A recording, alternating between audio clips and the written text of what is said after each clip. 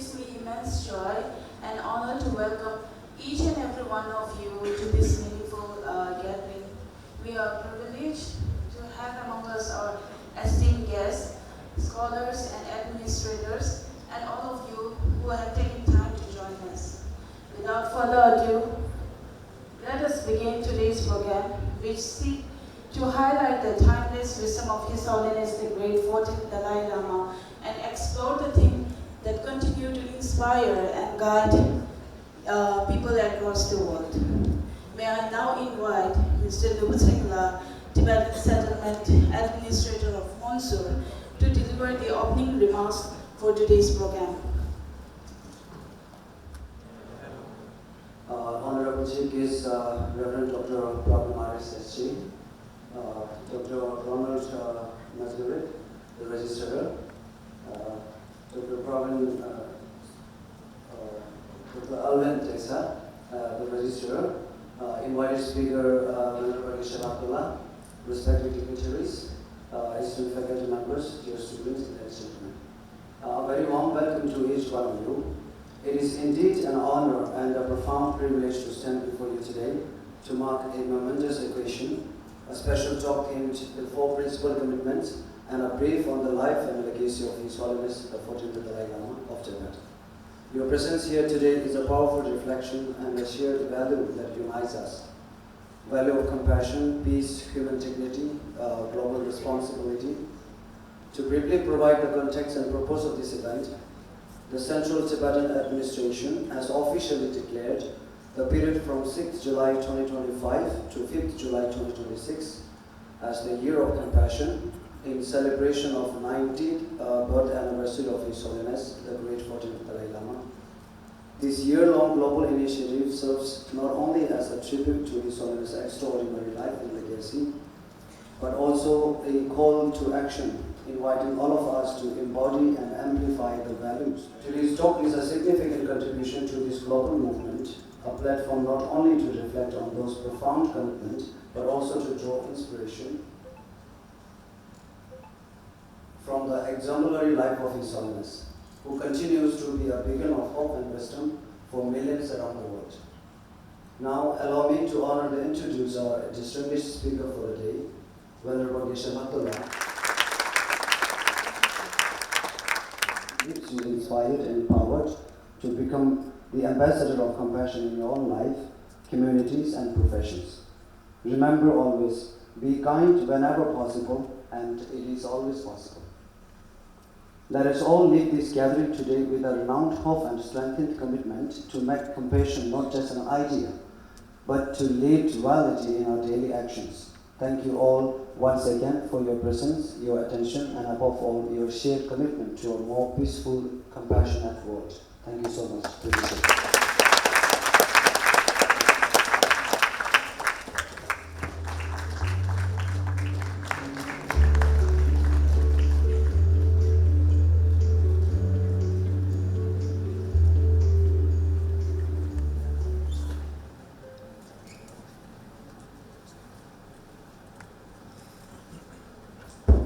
Thank you, sir.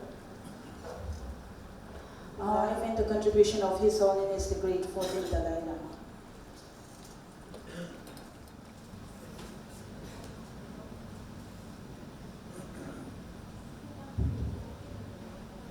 Hello. Is it clear?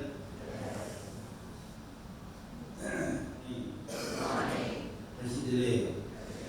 Not only just providing the venue, but more importantly, giving this opportunity to meet all of these bright, fresh, clever young people. Resources. So you can clearly see how much His Holiness the Dalai Lama is committed for universal peace. His first principal commitment is not about Tibet. It is about whole humanity. And I remember His Holiness making a statement in Brazil. At that time I had already left his office and working in the library. We want happiness. We don't want suffering. And we are all going to die one day. So what should we do to live nicely together within this limited given time. And one very good reminder, which I've started saying in accordance with the spirit of the Buddha's teaching, is right now we have over 8 billion human population on this earth. All this over 8 billion human population are dead after 100 years counting from today. For me, this is a very powerful message, and I've started delivering this. And I'm saying this not to frighten you, but this is the reality. Imagine, think carefully, meditate on this. In 100 years from today, can you imagine all this over 8 billion human population are dead? That means, now depending upon your age, how long you are going to live. In my case, I'm already over 70, right? You're happy to know my age? So I'm over 70. If I'm lucky enough, maybe another 10 years. Very, very lucky, maybe another 20 years. So I have to think, what should I be doing in the next 10, 20 years? In your case, you may have a little bit more time. Think about how you are going to use the rest of your life to create more misery, more problem, more pollution, more fighting, more discrimination. Is this what you want to do? Or live the rest of your life happily, with friendship, with solidarity, with harmony. Choice is yours. Not only possible, it must be there. Don't worry about the philosophical differences among religions. There are philosophical differences. Some believe in a creator God, some don't believe in a creator God. Doesn't matter. But if he is a religious person, his objective is to unify the religious traditions. We have dialogue with them. So you are also a believer. So therefore you must respect other religious traditions. Talk to them, learn from them. Third, His Holiness is dependent. You are Indian, so you have responsibility to India. His Holiness has a responsibility to Tibet, which makes perfect sense. Now in the case of Tibet, unfortunately, for more than now 66 years, Tibetans are under subjugation. I'm sure many of you know Tibet was the problem that Tibet is facing today is because of coming over. Secular ethic, as you have mentioned, so in today's world, where we often see the youth being disconnected from religion and inner values, how can we practically incorporate compassion training in mainstream academic curricula? That's my question. Thank you.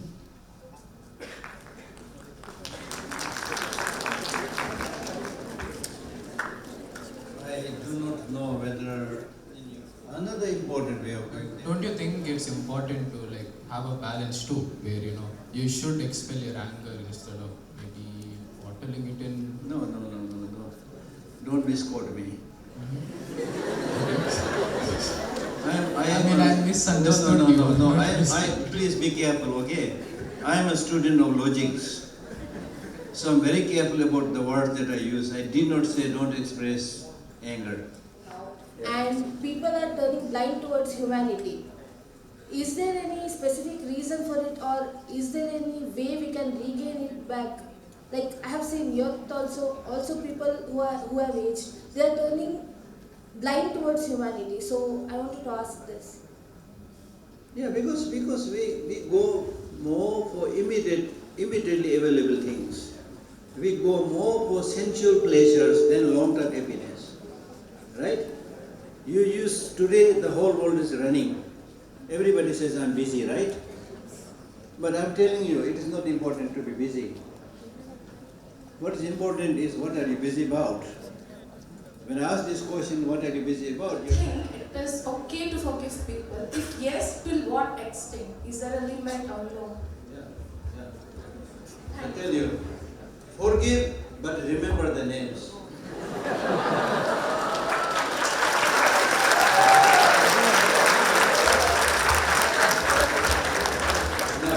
Now when I say forgive and remember the names, I am not saying remember the names to revenge, but to remember wrongdoings as wrongdoings. You also do wrong things to yourself. People also do wrong things with yourself, so that is a thing that has already happened. No need to get lost into it. But remember the wrongdoings as wrongdoings. So So that's why in Buddhism it is said. Question for you. Yeah. as a student, what can we do? Like the little things we can do in our life to, become like a great person out there. Like, for example, the Dalai Lama or Gandhi, as you said. I believe that small things in life can, be something which can butterfly into something better. Very true. All big things start from small things.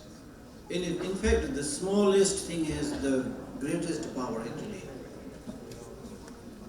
For example, the atomic energy, it started from the atoms in the nucleus. Since we are students here, a lot of us face with the problem of anxiety. So how would you, in your terms, define anxiety, keeping aside the definition of from science?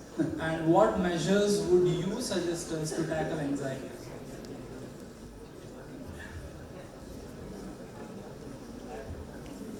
Depression, anxiety, all this come because of our not doing the things that we should be doing. Many students, when it is their time to study, they don't study. Then when the exam is coming, then anxiety, depression, all these things.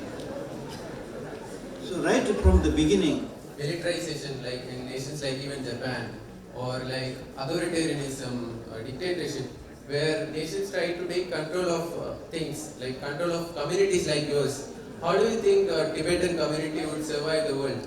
They survive the wave of militarization, authoritarianism, and survive all these things in the modern world of 21st century. Thank you. Very good question. But I trust, very good question, but listen to this carefully. I trust the law of nature. Nobody can go against the law of nature. How many dictators have come and visited this planet? Where are they now? Where is Mao Zedong? Yeah, after your exile and since Tibet's annexation, what is your vision for Tibet in the future, and how was your stay in Tibet back when you were in Tibet? How was your life like in Tibet, and what is your future for Tibet? I was luckily born in Tibet, and at that time, of course, I don't remember much because I was a small child, and I left Tibet only when I was 6-7 years old. To respectfully invite our chief guest, Reverend Dr. Praveen Martis S.J., Honorable Vice Chancellor of St. Aloysius University, to share his word of wisdom and address the gathering. Respected Venerable Geshe Labdor and also the administrators of Tibet, Thupten and also Nobu, my dear registrars, members of the faculty and students. I'm sure we had a very enriching time from 9:30 to now, listening to Geshe Labdor about the 4 noble principles of the Tibetan traditions and how it has come from His Holiness Dalai Lama, and he expressed beautifully in front of us, and it was a great learning experience to see how we can go inwardly. And he was explaining to us what happens outside is, in a way, is the literacy, what we learn in the classrooms, rather what happens to us within, and what kind of thoughts and emotions that come from within. They are more dangerous. In a way, they may be harmful if you are not expressed properly, if you are not handled properly. And this is the way that he beautifully explained to us the 4 ways. One is to begin from inside. Another one is to think about one's own religion. A lot of examples how the religion as a medicine can become poison if you are not learned the truth. Reverend Dr. Praveen Martis S.G., Vice Chancellor of St. Aloysius University, as a token of our respect and gratitude.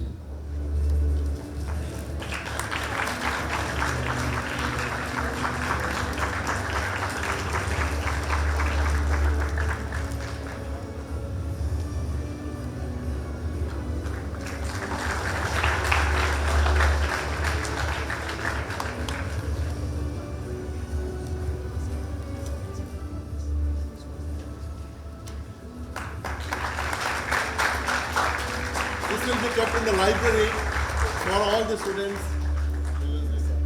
Okay. The library, as well as you can also read these books, will be available with me.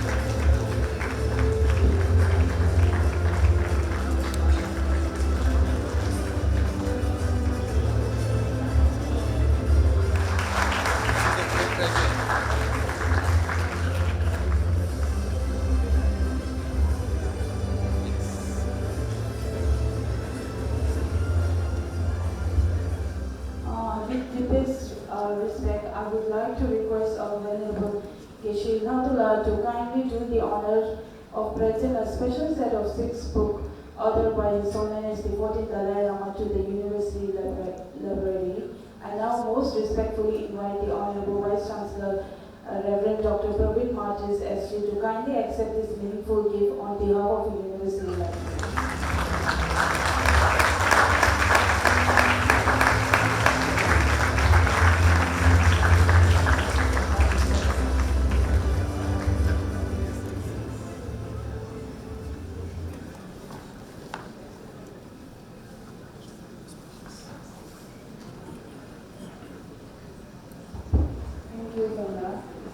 Finally, to conclude the program, I invite Mr. Pritham. Morning, everyone. It is with great joy and deep gratitude that I take this moment to all of those who contributed to the success of today's program. First and foremost, I would like to extend my sincere appreciation to the respected our chief guest, Reverend Dr. Praveen Martis, as your Vice Chancellor, and guest of honor Dr. Ronald Nazar Yedu, Register, and guest of honor Dr. Arvind Dasar, Register, and esteemed faculty members and dear students for graciously taking the time to attend the actively participate in this